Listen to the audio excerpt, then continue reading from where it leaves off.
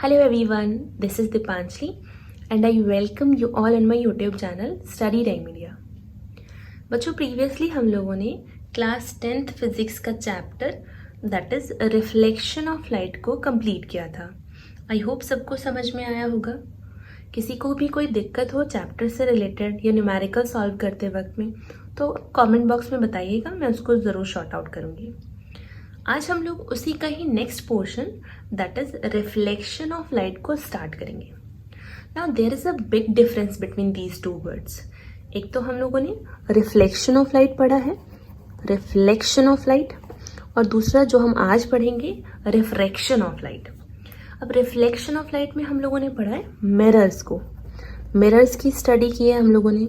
Plane mirror, spherical mirror जिसमें कि convex और कॉन्केव दोनों हैं, किस तरह से इमेज का फॉर्मेशन करते हैं, कैसे लाइट जब एक मीडियम से इस तरह से एयर से आ रही है तो किसी भी सरफेस से टकराने के बाद वो उसी में ही लौट जाती है। तो एक ही मीडियम की बात हम करते हैं, तो किस में करते हैं?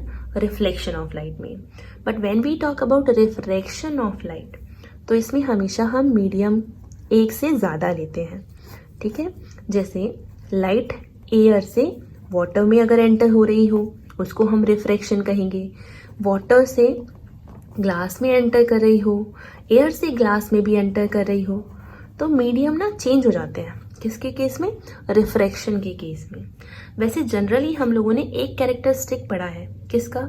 लाइट का, कि light always travel in a straight line, हमेशा एक स्ट्रेट पाथ पर ही लाइट ट्रेवल करती है। लेकिन ये जो कॉन्सेप्ट है ना, ये तभी तक ही सही है जब तक कि वो एक ही मीडियम में ट्रेवल कर रही है।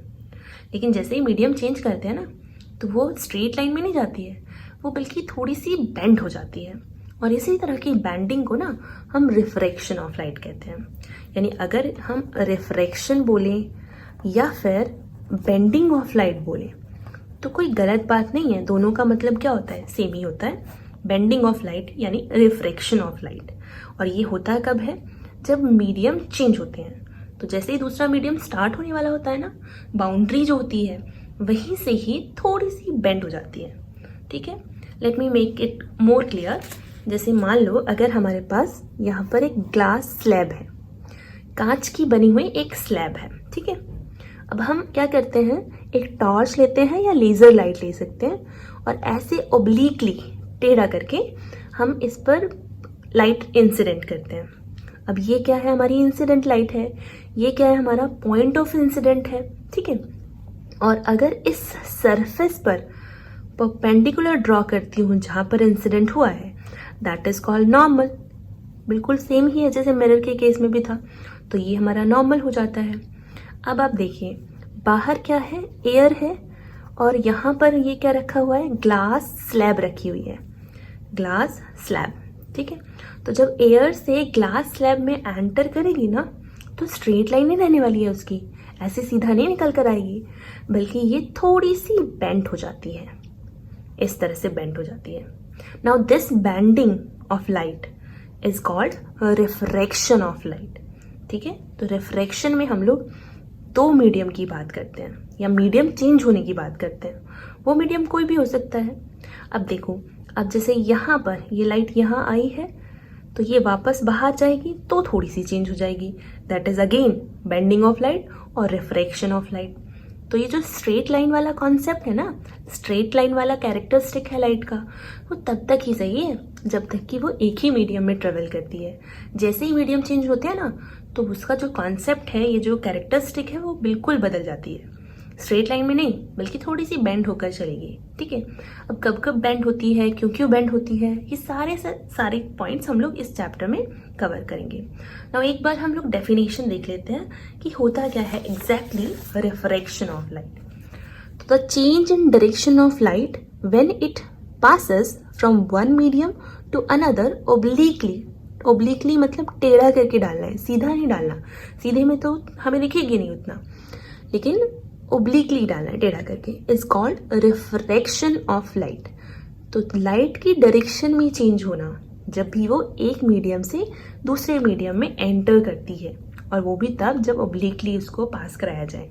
तो ये हो गया हमारा इंसिडेंट लाइट, ये नॉर्मल है, ये पॉइंट ऑफ इंसिडेंट है जिस पर कि नॉर्मल परपेंडिकुलर ड्रॉ किया जाता है और थोड़ी सी ये बेंड हो गई है, ठीक है। Now this phenomena is called refraction of light. Again ये जो एंगल होता है नॉर्मल और इंसिडेंट लाइट के बीच का angle, that is called angle of incidence, ठीक है। Let me right it, angle of incidence. और ये जो एंगल होता है नॉर्मल और रिफ्लेक्टेड लाइट के बीच का, तो इसको बोलते हैं एंगल ऑफ रिफ्रैक्शन, ठीक है। तो आप लोग ध्यान रखना, हम क्या बोल रहे हैं, रिफ्रैक्शन के बारे में पढ़ रहे हैं, रिफ्लेक्शन के बारे में हम पढ़ चुके हैं, ठीक है। अब प्रीवियसली जब हम पढ़ रहे थे रिफ्लेक्शन ऑफ लाइट, तो उसमें लॉज को भी डिस्कस किया था, जिसमें कि एक लॉ के अकॉर्डिंग एंगल इंसिडेंट ना, एंगल ऑफ इंसिडेंट, ये इक्वल होता था एंगल ऑफ रिफ्लेक्शन के। लेकिन इस केस में ना, रिफ्रैक्शन के केस में इक्वल नहीं होता। देख सकते हैं हम लोग, ये वाला एंगल और बेंड होने के बाद वाला angle, what do you think, ये इक्वल है? नहीं है ना। तो ये भी एक चेंज हुआ दोनों के फिनोमेना में। तो रिफ्रैक्शन ऑफ लाइट में दोनों एंगल एक दूसरे के इक्वल नहीं होते हैं। ये बड़ा भी हो सकता है, ठीक है, और छोटा भी हो सकता है। जैसे छोटा तो इस केस में है, बड़ा तब होगा जब लाइट ग्लास से वापस एयर में जाती है, ठीक है। किसी भी ऑप्टिकली रेयरर मीडियम से डेंसर मीडियम में जाती है या डेंसर से रेयरर में जाती है, अभी हम लोग डिस्कस करेंगे क्या है ये चीज़ें। तो तब चेंजेस होते हैं उनके एंगल्स में। तो एंगल हमेशा इक्वल नहीं होता है। अब कॉज क्या है रिफ्रैक्शन की? रिफ्रैक्शन होता है ये तो पता चल गया, लाइट बेंड होती है ये तो पता चल गया, लेकिन होती क्यों है, रीज़न क्या है? तो उसका रीज़न है स्पीड ऑफ लाइट। जो लाइट की स्पीड होती है ना, वो डिफर करती है मीडियम टू मीडियम। जैसे अगर हम एयर की बात करें तो स्पीड होती है 3 × 10⁸ मीटर पर सेकेंड। अगर ग्लास की बात करें तो स्पीड होती है 2 × 10⁸ मीटर पर सेकेंड। अगर हम वाटर की बात करें तो 2.25 × 10⁸ मीटर पर सेकेंड। तो these are the speeds of light अलग अलग मीडियम में। अब आपको देखकर ही पता चल रहा होगा कि एयर में स्पीड बहुत ज़्यादा है as compare to glass and water, ज़्यादा है ना। तो अगर फर्स्ट नंबर पे देखा जाए इन तीनों में कंपैरिजन, सबसे ज़्यादा स्पीड एयर में है, दूसरे नंबर पे वाटर में है और थर्ड नंबर पर किस में है, ग्लास में है। तो ये जो स्पीड में डिफरेंस होता है ना, इसी की वजह से क्या होता है, रिफ्रैक्शन की प्रोसेस होती है। तो refraction of light due to change in speed of light on changing medium. Medium के जैसा ही चेंज हुआ ऐसे ही स्पीड ऑफ लाइट अलग अलग हो गई, जिसकी वजह से लाइट का नेचर भी थोड़ा सा बदल गया। इसने अपनी डायरेक्शन को चेंज कर लिया, और डायरेक्शन चेंज होना रिफ्रैक्शन ऑफ लाइट होना। आगे हम लोग बोल सकते हैं कि जो बेंडिंग है ना, ये डायरेक्टली प्रोपोर्शनल होती है स्पीड ऑफ लाइट के। यानी greater the difference between speed of light, उतना ही ज़्यादा बेंडिंग होगी, ठीक है। कैसे, अब हम एक बार समझ सकते हैं इसको। अगर लाइट की रे एयर से वाटर में जाती है, वाटर में एंटर कर रही है, एयर से वाटर में जा रही है, यानी उसकी स्पीड थी 3 × 10⁸ मीटर पर second, but now its speed is 2 × 25 multiply 10⁸ metre पर सेकेंड। अब ये स्पीड है। और अगर मैं बात करूं एयर से ग्लास में जा रही है, दूसरी स्पीड कितनी थी, 3 × 10⁸ मीटर पर सेकेंड, नाउ कितनी हो गई, 2 × 10⁸ मीटर पर सेकेंड। तो देखो ग्रेटर द डिफरेंस ज़्यादा हो गया ना, तो इस केस में ना बेंडिंग भी ज़्यादा होगी as compare to water and air. इस केस में डिफरेंस तो है इसमें भी, लेकिन उतना नहीं है ना जितना कि यहाँ सेकेंड केस में है। तो इस केस में क्या होगा, bending more as compare to this first case, ठीक है। तो ये कॉन्सेप्ट रहा। अब बात कर लेते हैं कि why a change in speed of light cause refraction of light. ये तो हम लोगों को पता चल गया कि स्पीड चेंज हो जाने की वजह से रिफ्रैक्शन होता है, लेकिन होता क्यों है, एग्जैक्टली क्या बात है, तो ये हम लोग देख लेते हैं एक बार। तो एक एग्जाम्पल ले लेते हैं हम लोग, अगेन ग्लास स्लैब का। Suppose we have a glass slab here. ये ग्लास स्लैब है, कांच की बनी हुई एक स्लैब, ठीक है। करते क्या है, अच्छा इसमें जो एग्जाम्पल समझेंगे मैंने बताया वेव थ्योरी से समझने वाले हैं। वैसे हम लोगों को पता है कि लाइट हैज़ ड्यूअल नेचर होता है, दो तरह का नेचर है। पार्टिकल भी बोलते हैं उसको, क्योंकि कुछ कॉन्सेप्ट लाइट के पार्टिकल नेचर को ध्यान में रखकर क्लियर हुए हैं, और कुछ वेव, ठीक है, तो वेव नेचर भी बोलेंगे। तो ये वेव नेचर से हम लोग समझेंगे। अब होता क्या है कि बीम ऑफ लाइट, यानी कि एक बीम लाइट का वो बहुत सारी वेव से मिलकर बना होता है। तो इस तरह से बहुत सारी वेव का एक बीम ओब्लिकली टेढ़ा करके हमने इस पर गिराया। कितनी स्पीड से आ रहा है भाई? एयर में 3 × 10⁸ मीटर पर सेकेंड की स्पीड से आराम से लहराता हुआ ये आ रहा है, ठीक है। हमने इसको प्रोजेक्ट किया यहाँ पर। अब होता क्या है, ये वाला जो पोर्शन है ना वेव का, उसको पता चला कि मीडियम चेंज हो गया है, यानी अब मेरी स्पीड इतनी नहीं रहने वाली है, बल्कि जैसे ही ग्लास में एंटर करता है 2 × 10⁸ मीटर पर सेकेंड की स्पीड से इसको चलना पड़ेगा, ठीक है। चलो, तो इसने अपनी स्पीड थोड़ी सी क्या कर दी? कम। ये देखो, कम कर दी। लेकिन जो पीछे वाला पोर्शन है वो तो यहाँ जाकर कम होगा ना।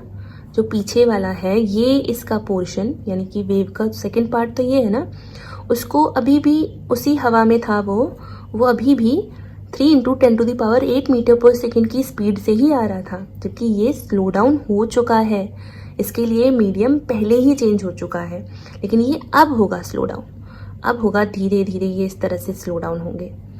तो देखो, ये जो पोर्शन है ना जो बाद में आकर हुआ है, यही वाला जो पोर्शन है यही कारण बनता है थोड़ी सी बेंडिंग हो जाने के कारण, ठीक है। स्पीड तो अलग अलग है, लेकिन वेव का एक पोर्शन पहले ही स्लो डाउन हो गया, जबकि दूसरा वाला जो पोर्शन है वो थोड़ी देर बाद स्लो डाउन होता है। तो जब तक ये यहाँ आएगा और फिर स्लो डाउन होगा, तब तक तो क्या हो चुका होगा? तब तक ये वाला पहले ही स्लो डाउन हो चुका होगा। तो थोड़ी सी बेंड हो जाती है, यानी कि एक हाथ उधर जा रहा है, जैसे ऐसे सपोज करो हमारे पास ये है, जैसे ही ये वाला इसमें आ गया, इसने तो स्लो डाउन हो गया, लेकिन वो तो अभी भी तेजी से आ रहा है। तो देखो, इस तरह से जब तेजी से आएगा तो होगी ना बेंडिंग, बस ऐसी बेंडिंग हो जाती है। अब देखो, ये इसी तरह से चलते हुए आ रहे हैं, इन्हें पता चल गया कि स्पीड तो भैया धीरे ही रखनी है। क्यों? क्योंकि ये ग्लास है, ग्लास वाला मटेरियल है। चलो, ये आ गए इस तरह से। अब जो जल्दी एंटर हुआ था जल्दी निकलेगा भी तो सही। इसको जैसे ही पता चला कि अब बाउंड्री आ गई है, तो ये अपना स्पीड कर लेगा वापस से 3 × 10⁸। बट ये वाला पोर्शन तो अभी भी रहेगा, ये कहीं भी भाग रहा है, ये जा रहा है। क्यों? क्योंकि इसे कोई स्पीड बढ़ानी है, लेकिन ये वाला पोर्शन तो उसी स्पीड से आएगा ना, 2 × 10⁸ मीटर पर सेकेंड से। तो देखो, ये तो यहाँ आकर अब होगा ठीक, लेकिन बेंडिंग तो हो चुकी है, क्योंकि इसको तो भागने की लगी थी 3 × 10⁸ मीटर पर सेकेंड की स्पीड से, जबकि ये वाला अभी भी अंदर ही है, ठीक है। तो ये रीज़न होता है, थोड़ी सी जो वेव का एक पोर्शन रह जाता है पीछे, और उसी को ही जब तक वो साथ में आता है तब तक बेंड हो चुकी होती है लाइट। आई होप कि क्लियर हो गया होगा आपको। कोई कन्फ्यूज़न हो तो आप कमेंट बॉक्स में बताइएगा, ठीक है।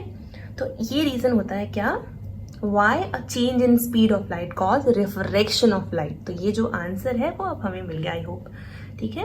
तो वेव के कॉन्सेप्ट में वेव का एक पोर्शन हो गया पीछे और दूसरा हो गया आगे, उसी को ही सेटल करने के चक्कर में ये इस तरह से अपना व्यवहार शो करते हैं, ठीक है। अब हम लोग नेक्स्ट डिस्कस करते हैं ऑप्टिकली रेयरर मीडियम को और ऑप्टिकली डेंसर मीडियम को। मीडियम दो तरह के होते हैं, एक तो होता है, let me just tell you, optically rarer medium and another one is optically denser medium. तो एक ऐसा मीडियम जिसमें लाइट की जो स्पीड होती है वो मोर होती है, ज़्यादा होती है, उसको रेयरर मीडियम कहते हैं। और डेंसर का मतलब नाम से वैसे पता चल रहा है डेंसर, तो जिसमें स्पीड जो होगी ना लाइट की वो लेस होगी, कम होगी। तो अगर हम ग्लास की बात करें तो स्पीड तो कम है ना, तो ग्लास कैसा है, ऑप्टिकल डेंसर है, डेंस है, घना है, वो स्पीड कम है उसमें। और जब हम करते हैं किसकी बात, ऑप्टिकली रेयरर, तो एग्जाम्पल में हम लोग वैक्यूम ले सकते हैं या एयर ले सकते हैं, ठीक है। तो वो हो गया rarer medium, speed of light बहुत ज़्यादा है उसमें। आई होप ये पॉइंट क्लियर हो गया होगा। तो अब तक हम लोगों ने रिफ्रैक्शन ऑफ लाइट के बारे में पढ़ा। हमने देखा कि कॉज क्या क्या है, रिफ्रैक्शन ऑफ लाइट होता किस वजह से है, स्पीड ऑफ लाइट के चेंज हो जाने की वजह से। अच्छा, बेंडिंग किस वजह से हुई, हमने ये भी समझा, किससे, वेव थियोरी से। वेव थियोरी यानी कि वेव का एक पोर्शन पीछे रह गया था, वो देर से आया जिसकी वजह से थोड़ी सी बेंडिंग हो गई। ठीक है, हमने देखा कि लाइट वेव जो है वो ट्रेवल करती है faster in air but slower in glass. Yes, speed तो अलग अलग है ना, इसी वजह से ऐसा होता है। फिर हमने देखा कि ऑप्टिकली रेयरर मीडियम हम किसको कहेंगे और डेंसर किसको कहेंगे। ऑप्टिकली रेयरर जिसमें स्पीड ज़्यादा होगी और डेंसर जिसमें कि स्पीड कम होगी। अब नेक्स्ट हम लोग देखेंगे रिफ्रैक्शन थ्रू ग्लास स्लैब, यानी जो ग्लास स्लैब हमने देखा ना, उसी को ही हम थोड़ा अच्छे से तरीके से वो देखेंगे। वैसे तो हम प्रैक्टिकली भी कर सकते हैं इसको, ग्लास स्लैब से हम लोग देख सकते हैं एग्जैक्टली कि किस तरह से रिफ्रैक्शन की प्रोसेस होती है। लैबोरेटरी में हम लोगों को मिलते हैं ये सारे के सारे इक्विपमेंट्स, तो वहाँ आप लोग देख लीजिएगा। अदरवाइज तो हम लोग बनाना तो सीख ही लेंगे इस पर, ठीक है, कि किस तरह से होती है। आई होप आपको समझ में आया होगा। कोई कन्फ्यूज़न हो तो आप कमेंट बॉक्स में लिखिएगा, और अगर आप लोगों को समझ आया हो तो अपने दोस्तों के साथ शेयर कीजिएगा।